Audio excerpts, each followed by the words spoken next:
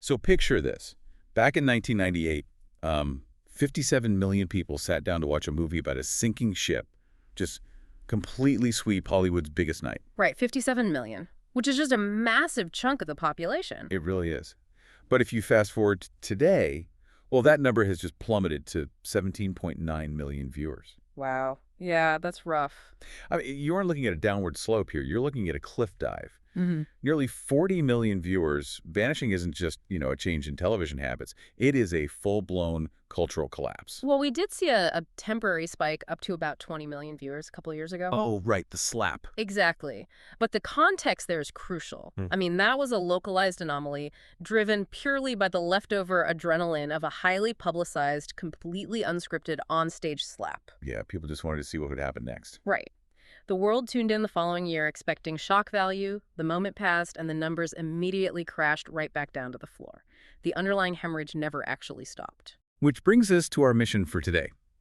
We are going to unpack exactly why this massive disconnect between Hollywood and you, the listener, the actual audience, happened. Mm-hmm. We're taking a deep dive into the actual mechanics of how movies are campaigned for, the changing nature of modern celebrity, and really the structural reasons why the film industry seems to have just abandoned mass appeal in favor of an insular echo chamber. Yeah, and to really map out that fracture, we kind of have to establish what the relationship between Hollywood and the audience looked like for, well, the better part of a century. Right, like what did it used to be? Exactly. Historically, the film industry operated as this ruthlessly functional entertainment machine. I mean, the studios weren't operating as charities for high art. No, they wanted to make money. Right. They had a clear, practical goal, which was to get as many people into theaters as possible. Because of that structural goal, when a film won a major award, it functioned as what the analysis calls a cultural checkpoint. Oh, I like that term. So it was basically validating something the public had already experienced and loved. Yes. The films and the awards had this really symbiotic relationship. Like, think about a movie like The Godfather or Forrest Gump. Classics. Right. Those films legitimized the awards because the public already recognized them as massive achievements. And conversely, the awards legitimized the films by crowning them as the definitive artistic milestones of that year. So even if you vehemently disagreed with the winner, you at least understood the conversation. Exactly. You had a stake in it because you and, like, everyone in your office had actually bought a ticket. But looking at the landscape today, I mean, that era sounds like an ancient civilization. It really does. Modern Hollywood, it feels more like a high-end restaurant where the chefs have completely stopped cooking for the actual customers. No, that's a great way to put it. Yeah, and now they exclusively cook just to impress the other chefs in the kitchen. That is exactly it. The industry analysis we're looking at today terms that specific shift, the Oscar bait era. The prestige slop, basically. Yeah, exactly. What we see contending for top prizes now are films that are often deliberately smaller, slower, and just purposely built in a way that excludes mass audiences. Yeah. They just don't leave a cultural footprint. I do have to challenge that premise just a little bit, though. Sure. Because, I mean, serious, heavy dramas have always existed, right? Yeah. And they've always won awards. Think about Schindler's List or Lawrence of Arabia or Taxi Driver. Unbelievable films. Right, and these weren't light popcorn flicks. So what makes today's prestige films so fundamentally different and alienating compared to those heavy dramas of the past? Well, the distinction really lies in the engineering of the film. Those older prestige films were heavy, sure, but they were still designed with the underlying assumption that a broad public audience would actually go watch them. Okay, I see. But the analysis of modern award winners shows this very predictable, almost rigid formula that inherently limits their audience. Like checking boxes. Exactly. They require a very specific, solemn tone. They lean heavily on historical trauma, biographical struggle, explicit social commentary. Like The King's Speech or Green Book. Right, exactly. Those types of films. Mm-hmm. The primary objective has just shifted. I mean, they are competently made, obviously, but they feel assembled in a laboratory to demand critical respect and signal their own importance rather than, just telling a compelling story that grips a crowd. The priority is checking internal industry boxes. Yep. So, okay, if these chefs are only cooking for other chefs, and the audience isn't validating the movies anymore by buying tickets, what is actually validating them? How does a movie that nobody sees actually win a massive award? The answer to that is the campaign machine. Ah, Yeah, there was a pivotal structural shift in the late 1990s that provided the blueprint for all of this. let's get into it. So the year is 1998. Saving Private Ryan is the undisputed favorite. I mean, it is a landmark film, an absolute box office smash, deeply resonant with global audiences. It has that traditional cultural checkpoint energy we just talked about, Exactly.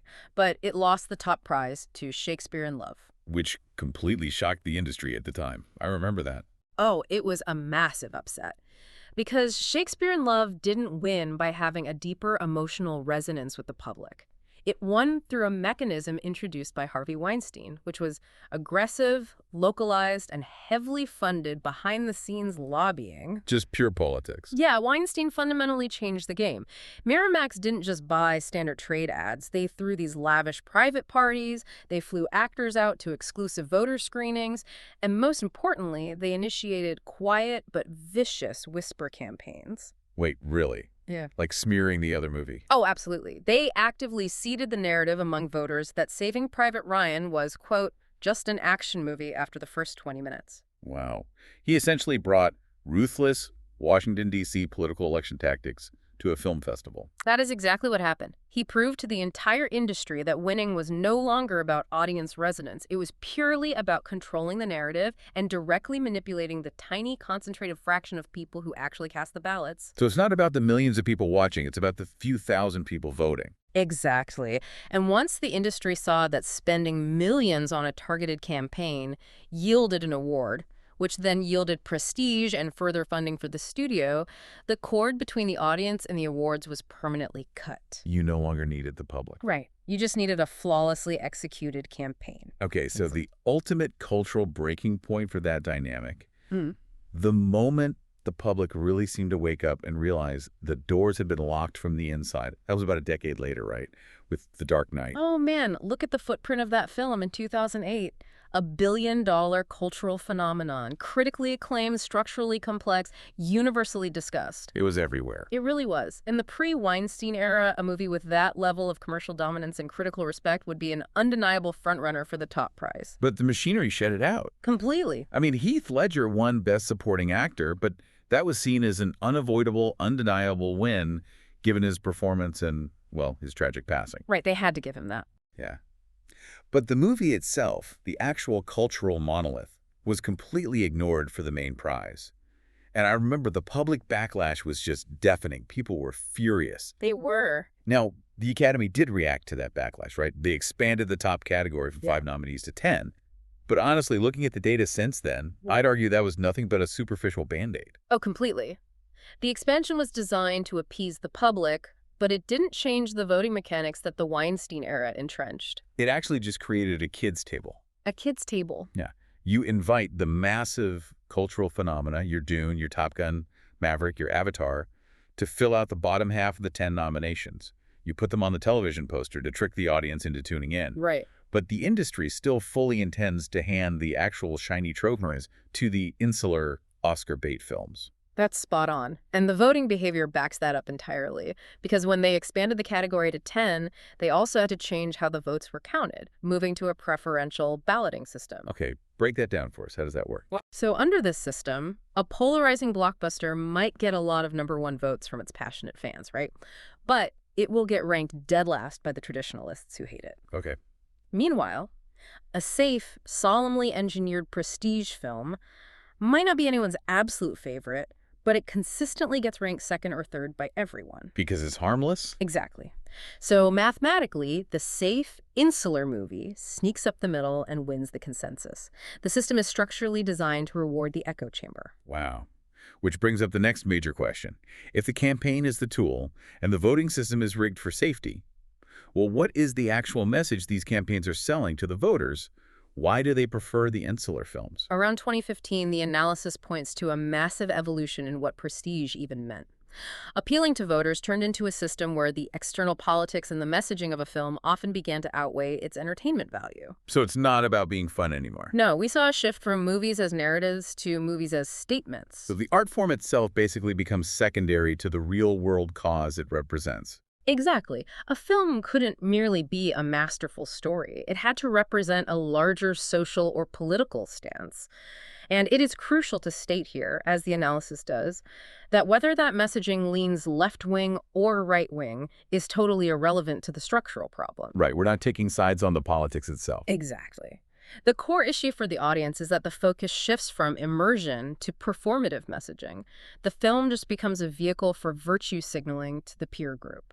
You know, that really breaks the fundamental contract of a movie. If I sit down in a dark theater, I am paying to be transported. Yes. If I feel the director's hand constantly tapping on the screen, pausing the narrative to say, hey, look at how correct my worldview is, the immersion just shatters. It does. And the exhaustion comes from the demand being placed on the viewer. You aren't engaging with a piece of entertainment anymore. You're being asked to engage with how the film will be interpreted by critics, what it's communicating about current events, and whether it aligns with the proper sensibilities of the hour. It sounds like homework. It really does. And this internal prioritization within the industry eventually formalized. We saw the introduction of DEI, diversity, equity, and inclusion-related eligibility requirements for top awards. Okay, let me play devil's advocate here for a second. Encore. Historically, Hollywood was a notorious old boys club, right? So if the industry naturally defaults to exclusion, doesn't introducing a structural requirement force open doors that would otherwise remain shut? Isn't a checklist sometimes the only way to break a bad habit and get better, more varied art? I mean, the intention behind those requirements is absolutely to broaden access and force the industry to look outside its traditional bubbles. Okay. However, the critical analysis highlights a severe structural consequence when it comes to the art itself.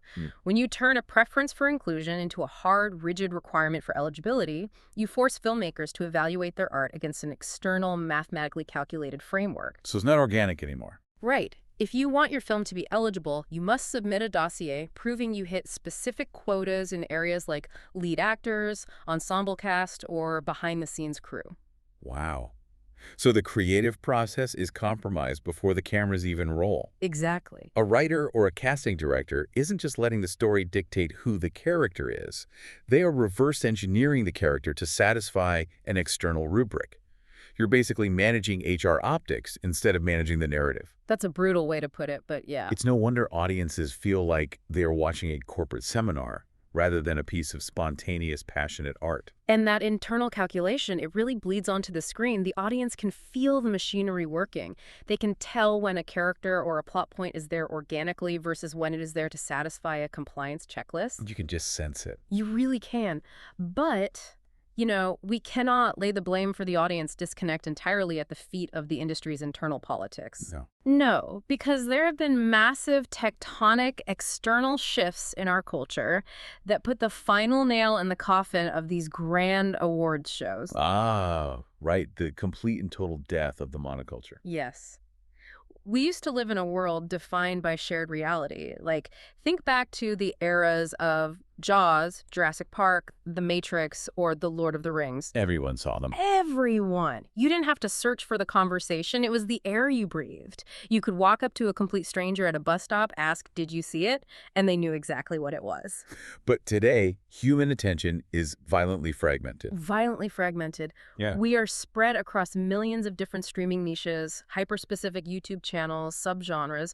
What is deeply important and culturally relevant to one demographic might be completely invisible to another. I mean, a rare phenomenon like Barbenheimer proves that mass shared experiences can still accidentally happen. Sure, occasionally. But broadly speaking, Hollywood just refused to adapt its biggest institutions to a world where audiences are permanently split.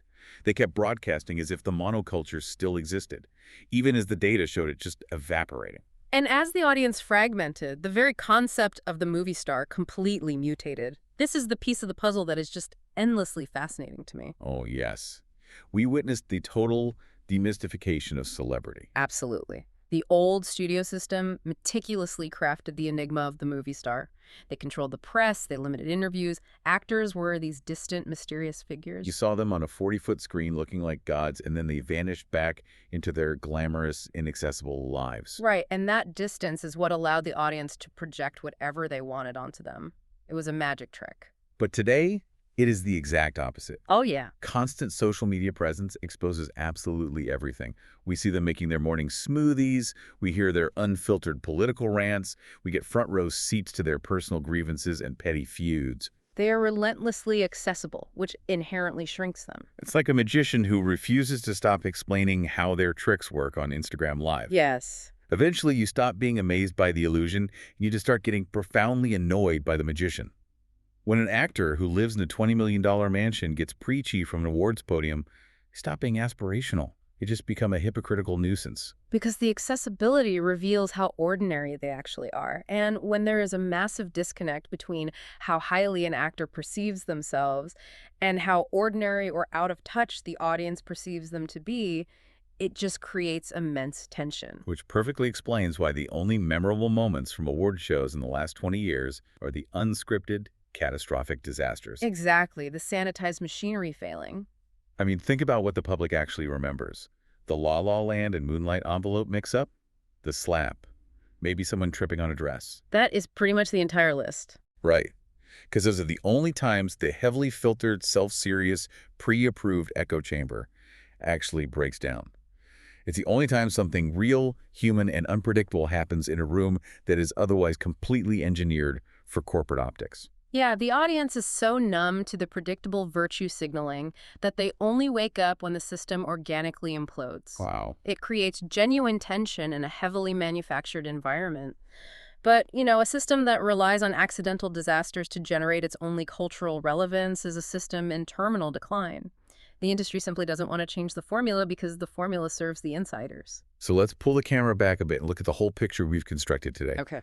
What started as a beautiful, symbiotic celebration of the movies we all actually went out and watched together has slowly mutated. Through campaign lobbying, preferential voting mechanics, rigid external checklists, and the death of the movie system, it turned into a socially calculated internal echo chamber. The X-ray shows a clean compound fracture between the creators and the consumers. And the result of that fracture is that the film industry essentially operates in two entirely separate lanes now. Right. On one side, you have the mass appeal movies, the blockbusters, the genre films that the audience actually pays for and genuinely enjoys. And on the other side, you have the prestige films, engineered specifically and exclusively for awards recognition by a tiny group of industry insiders. Two totally different worlds. Completely. And until the industry figures out how to merge those lanes back together, or at least build a functioning bridge between them, the audience is going to continue to tune out. The public has zero incentive to watch a private party they weren't genuinely invited to. It's like a private dinner party where the hosts are openly ignoring the guests. Exactly. But here's the thing. Human beings still love stories. We are still deeply naturally competitive about our art. We still need to argue about what the best thing is. Yeah, we still need our cultural checkpoints, even if the monoculture is dead. Exactly. So here's a thought to leave you with. If the traditional gate-kept award shows are destined to just become irrelevant, televised private parties for industry insiders, where will we, the audience, go to collectively crown the art that actually defines our generation? That's the million-dollar question. What does the Academy Awards of the purely digital, decentralized age even look like? Will it be driven by raw algorithmic data? By transparent, crowdsourced consensus? Or is it a platform we haven't even invented yet? The demand for that validation still exists. It's just a space waiting to be filled by a system that actually respects the viewer. It really is. So the next time you see those television ratings take a cliff dive, remember, you aren't just looking at a dying broadcast.